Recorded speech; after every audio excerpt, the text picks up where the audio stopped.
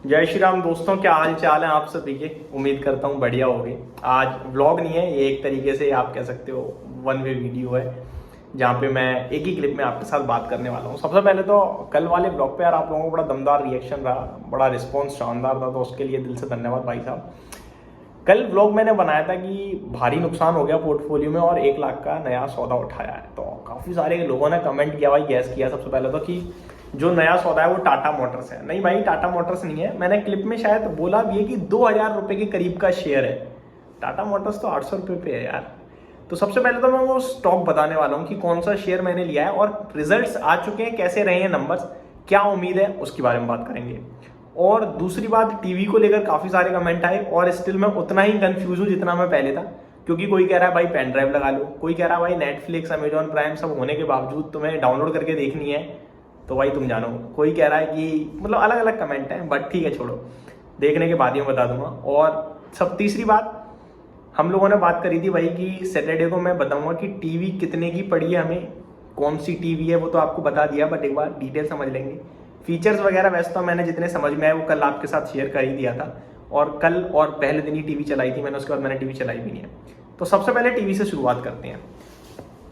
TV के features में भाई रिमोट है, थोड़ा ऐसा माउस ऐसा स्क्रॉल स्क्रॉल कर सकते हैं हम। टीवी का नाम बता देता हूँ मैं आपको, आप क्या है कि गूगल पर सर्च भी कर सकते हो। LG QNED, ठीक है भाई। एक बोल रहा है कि भाई पढ़ना नहीं आता क्या, QNED, मैं पता ना क्या बोल रहे थे वो कि LG की OLED टीवी बता रहा भाई QNED है। भाई मैंने QNED ही बोली है शुरू से, मिसअंडरस्टैंडिंग हो गई होगी, बट ठीक है। तो भाई टीवी अपनी LG QNED 83 मॉडल नंबर है, जो कि 2024 में ही लॉन्च हुआ है। और कितने की पड़ी उससे पहले मैं बता दूं, फीचर बहुत सारे हैं भाई, इतने हैं कि हम ढूंढ नहीं पा रहे। आप कलर ग्रेडिंग कर सकते हो लाइव ही, मतलब एक एक स्क्रीन पे जैसे हम फोटो एडिट करते समय ऐसे ऐसे करते हैं ना इंस्टाग्राम पे, वैसे सब कुछ फीचर है। वॉइस के बहुत सारे फीचर्स हैं। और आप टीवी देख रहे हो, साथ में बहुत सारे लोग बैठे हैं, एक पर्टिकुलर पर्सन ही टीवी देखना चाहता है तो हेडफोन लगा ले, टीवी चला ले, ऐसे तरीके के हैं। स्पीकर तो सब में ही कनेक्ट हो जाते हैं।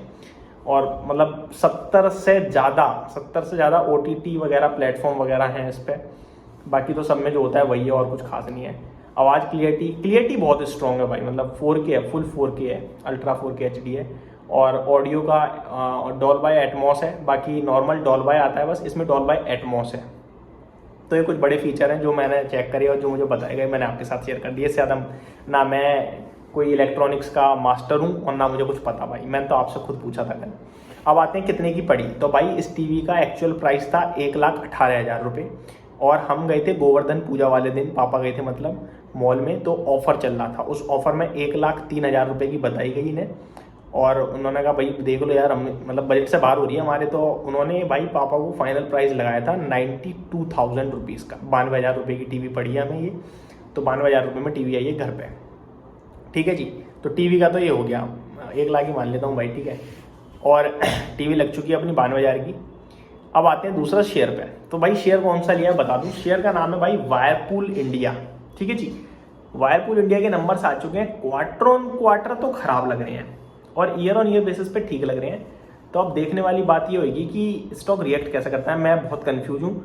इनफैक्ट मैं ज़्यादा शांति में तब होता कि मैं कल ही बेच के चला जाता, वो 1,400-1,500 रुपये का प्रॉफिट हो रहा था, ले ला के घर चला जाता।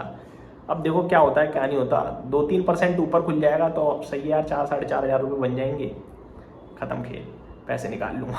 हर बार यही सोचता हूँ, निकालता हूँ नहीं, कुछ और खरीद लेता हूँ। वायरपूल इंडिया। और दोस्तों ये भी बोलना चाहूँगा यार, कोई खरीदने मत चले जाना, मैंने खुद बेचने के लिए लिया है, मैं खुद सोमवार बेच दूंगा, ठीक है। तो कोई खरीदना मत ऐसा है। और बहुत सारे लोग अब इसको टेलीग्राम पे यूज़ कर सकते हैं फ्रॉड पंथी के लिए, तो उनसे प्लीज़ आप लोग बचाना हमारी मासूम जनता को। तो ये हो गया स्टॉक के बारे में अपडेट। अब लॉन्ग टर्म पोर्टफोलियो पे आते हैं। लॉन्ग टर्म पोर्टफोलियो, कुछ लोग फिर कमेंट कर रहे हैं भाई पोर्टफोलियो दिखाओ। तो भाई पोर्टफोलियो फिर से दिखाऊंगा मैं, लेकिन जब 10 लाख की हो जाएगी। जब हमने भी आपके साथ 2-3 हफ्ते पहले शेयर करी थी तो 3 लाख की थी, है ना, 3,37,000। अभी 4,20,22,000 की है शायद। जब ये 10 लाख की हो जाएगी फिर दिखाऊंगा। ये 10 लाख ज़्यादा दिन लगेंगे, टेंशन मत लो, मैं टाइम टू टाइम इसमें SIP करता रहूँगा। और जैसे ही 10 लाख की हो जाएगी फिर दोबारा दिखाऊंगा, और फिर अगला 50 लाख पे, और फिर 1 CR, ठीक है। करवा दो यार फटाफट 1 CR। अब भाई मैंने एक गलती करी, एक्चुअली मैं सबको बोलता हूँ शेयर बाजार में निवेश करो, शेयर्स खरीदो, लॉन्ग टर्म के लिए लो। भाई मेरे से जो भी मिलता था ना, वही कहता था भाई तुम्हारी कौन से शेयर्स में मतलब तुम्हारी पोर्टफोलियो कितने की है, तुम्हारी पोर्टफोलियो में कौन से शेयर है? भाई मेरे पास कुछ नहीं होता था यार, मुझे बड़ा ऐसा लगता था, मतलब मैं जिस काम में बैठा हूँ दिन रात काम कर रहा हूँ, मैं उसी में नहीं हूँ। मेरी मजबूरी थी भाई, मेरा पैसा, अब देखो घर लेना है तो यार शेयर बेचने पड़ेंगे। तो इस तरीके से हमारे घर में चीज़ें रोटेट हो गई। पर इस बार मैंने कसम खा ली भाई कि आप जिस काम को कर रहे हो कल को, भाई देखो नंबर ही सब कुछ है यार, मेरी नज़रों में ना नंबर ही सब कुछ है। मेरी नज़रों में नहीं, मतलब जनता की नज़रों में कोई ज्ञान की वैल्यू नहीं है भाई। और हम तभी किसी को कुछ बोल सकते हैं जब हम खुद अपने ऊपर कर रहे हो। सही बात है। वो गांधी जी कहते थे कि उनसे एक बार किसी ने पूछी भाई कि मुझे मीठा छोड़ना है, कैसे छोड़ूं? तो गांधी जी ने कहा 3 महीने बाद आना, तब बताऊंगा। क्योंकि गांधी जी खुद उस समय मीठा बहुत खाते थे। तो गांधी जी ने पहले खुद छोड़ा, फिर दूसरों को बताया। तो भाई हम शेयर बाजार में खुद अपनी पोर्टफोलियो बना रहे हैं, तब आप दूसरों से बोलेंगे। बाकी म्यूचुअल फंड वगैरह में मैंने SIP वगैरह करता था भाई, छोटी छोटी 2-4 हज़ार रुपये महीने की, 43-44 हज़ार रुपये वहाँ एक फंड में पड़े हैं। एक लमसम पड़ा है शायद 5-7 हज़ार लॉक में पड़ा है, वो बहुत पहले ही बचपन में कर दिया। बचपन मतलब 2-3 साल पहले कर दिया था। और अब ये शेयर बाजार में डायरेक्ट आपके सामने चल रही है। बाकी बीच बीच में मैं आता रहता हूँ, पैसा निकालता रहता हूँ, डालता रहता हूँ, ऐसा खूब काम करा है भाई। पर वो ये कि एक पोर्टफोलियो जो होती है ना, वो मैं कभी किसी को कुछ बता ही नहीं पाया, दिखाई नहीं पाया, क्योंकि होती ही नहीं थी। तो अब कहीं जाके हमने करा मैंने कि अब इसको कंपाउंड करने दो, आराम से बना देते हैं बड़ा। फिर आपके साथ कम से कम कोई मिलेगा शेयर बाजार का, तो बंदा कहेगा तो हाँ भाई खुद भी करता है बंदा, तभी तो लोग ट्रस्ट करेंगे यार। अब बोलता रहूँगा उस पर ट्रस्ट थोड़ी है, खुद ही नहीं कर रहा मैं तो क्या, मतलब मैं तुम्हें तो बोल रहा हूँ खुद नहीं कर रहा। क्या मुझे भरोसा नहीं है शेयर बाजार पे? क्या मुझे रिस्क लगती है? यही तो रीज़न हो सकता है। ऐसा कुछ भी नहीं था भाई, फंड की थोड़ी प्रॉब्लम थी। लेकिन अब अपनी चीज़ें सारी अलग, शेयर बाजार अलग, उसमें पैसा जाना ही जाना है, सिंपल है।